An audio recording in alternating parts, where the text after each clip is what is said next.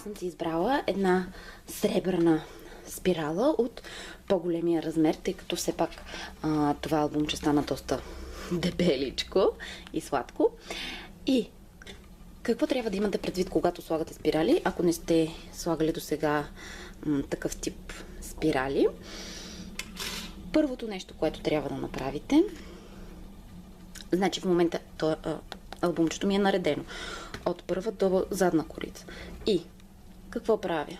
Взимам задната корица и я обръщам така, че да дойде върху предната с вътрешната си част. Нали видяхте? Това е вътрешната част на задната корица. И от тук насетне взимам спиралата и прокарвам през дупките. Ето по този начин. Виждате как става. Изключително лесно, много бързо. Сега да видя само на коя настройка съм. По принцип зутера извинявам се. Нещо, май се опитвам да се разболея, дано не. По принцип зутерът идва с ето това нещо, изключително удобно, тъй като с зутера може да слагате, ето виждате, всички тези различни размери спирали. Голямо разнообразие наистина. Това, което вие трябва да направите, единствено, което трябва да направите, е да намерите размера на вашата спирала. Ако не знаете размера на вашата спирала, аз вече я сложих нищо. Сега ще се пробвам така да ви покажа. Ако не знаете размера на вашата спирала, ето на тази рисунка е нарисувана спиралата и съответно по нея може да мерите.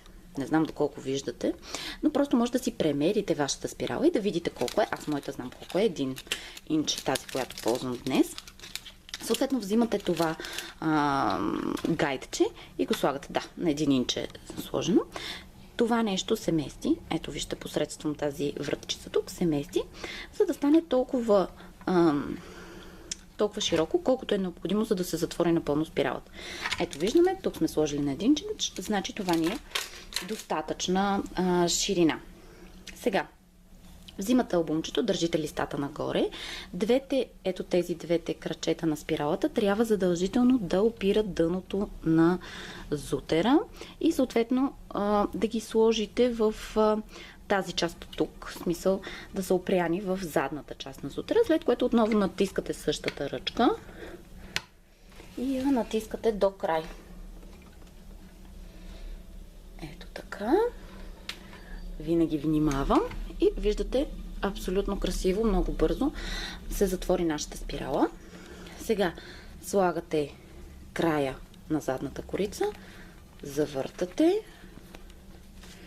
и ето нашето малко албумче вече е готово и съответно с една красива спирала. Сега не се подвеждайте, от страни спиралата може да изглежда голяма, но тази му е почти точна, тъй като виждате ли, аз не съм сложила правилно да видите, но спиралата по принцип, като размер, самия диаметър на пръстена трябва да е по една идея по-голям от дебелината на вашия проект. Тоест, вижте моя проект, който колко е дебел, то е почти диаметъра на ето това нещо, диаметъра на затворената спирала, тъй като иначе страниците ви няма да работят ето така добре, както в този случай, да могат да се разтварят и двете на съответно абсолютно пълно легнало положение.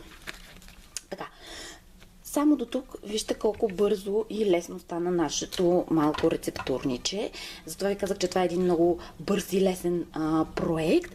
От тук нататък аз ще сложа малко декорации на корицата, естествено. И ще доукрася съответно албумчето.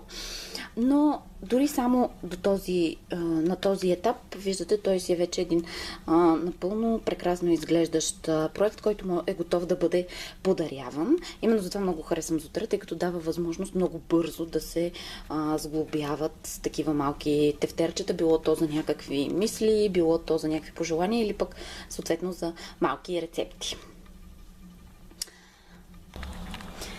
Така, за декорация на корицата реших да си направя този супер сладък етикет с семейни рецепти. Като за целта използвах отново един комплект шаблони на Sizzix. Ето тези две рамки, които всъщност идват от ето този комплект, който по принцип е с води се коледни етикети, защото има всъщност тези печати, но самите етикети са много подходящи и съответно идват в 3 различни форми, в 3 различни размера, което е изключително удобно. И аз съответно взех тези просто двата по-големи и с тях направих това супер сладко надписче, като за целта ползвах Word. Очаквайте в най-скоро време урок на тема как да си направим надписи използвайки Word. Като ето така. Аз просто ще залепя, по принцип не е нужно да надслагвате, но аз обичам да има винаги рамки, затова надслагвам и второто картонче. И сега само ще сложа малко донатренена лепка, тъй като искам да ми изпъква. Ето така. И ще го залепя на моето броканче.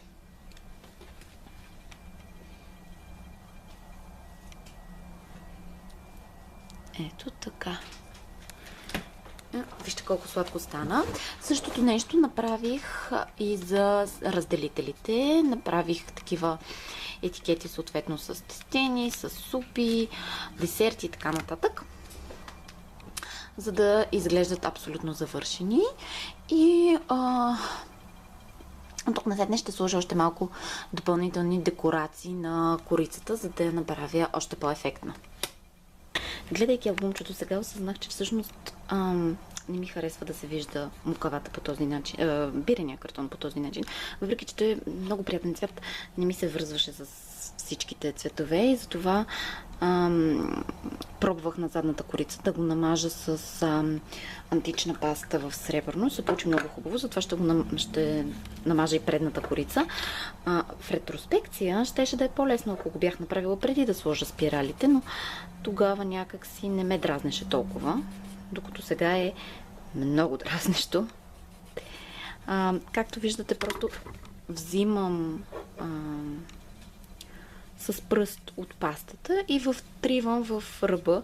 Тези пасти са много лесни за употреба и създават страхотен ефект много бързо.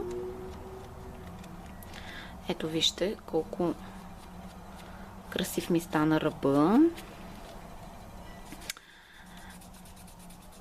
И то буквално за 0 време.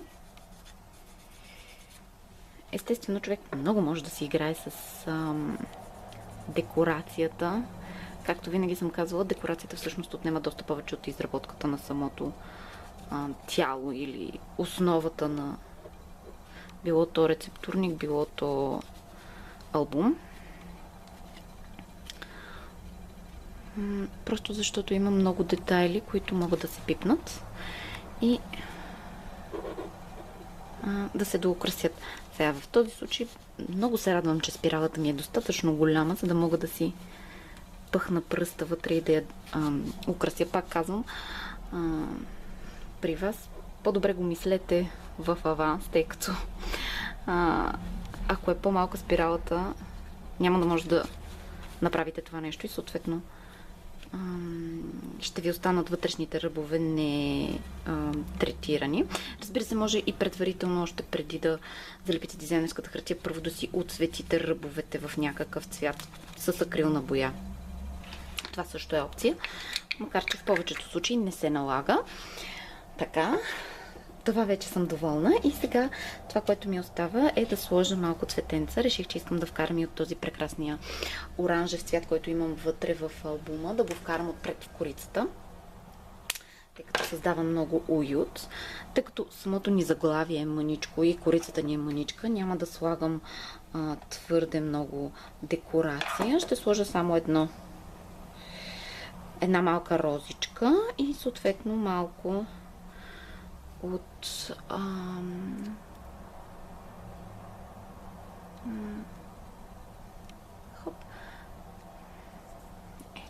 Така. Да махна силикона. Извинявам се, че го направих извън камера. Сложих малко течен силикон, за да залепя розичката. По принцип, всякакви такива обемни елементи, които лепя, ги лепя с течен силикон. Сега ще взема от тези плотчета, които мисля, че са супер сладки и много отиват на идеята за рецептурника. Поне на мен така ми седят. Кажем, че ще вземем ето тези трите. Или може би четирите. Да видим. Да, чудесно.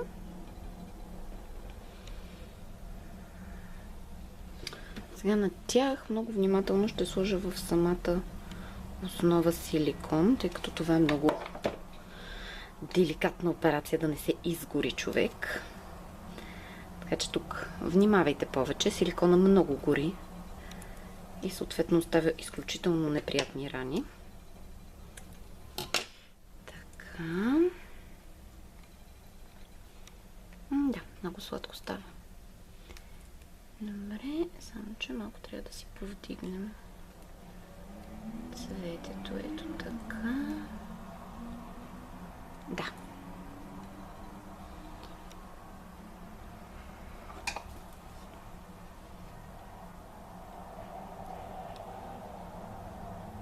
Така.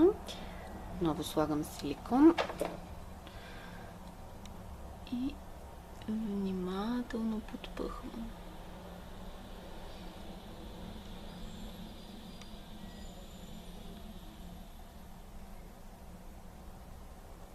Така.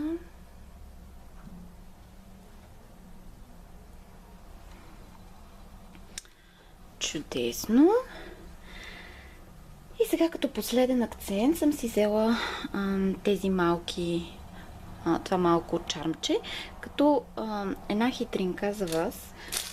Те бяха в ето този смисъл, оригиналния цвят, ето това медно-бронзово, не знам какво се води, може би антично-бронзово като цвят. И аз просто втрих от вакс пастата, от същата сребърна вакс паста и вижте колко красиви станаха, абсолютно сребърни. Никога няма никой да каже, че са били друг цвят. Просто изглеждат идеално. Сега, ако и пожелаят да се пъхнат там, където искам, ще е чудесно. Ето така. Идеално.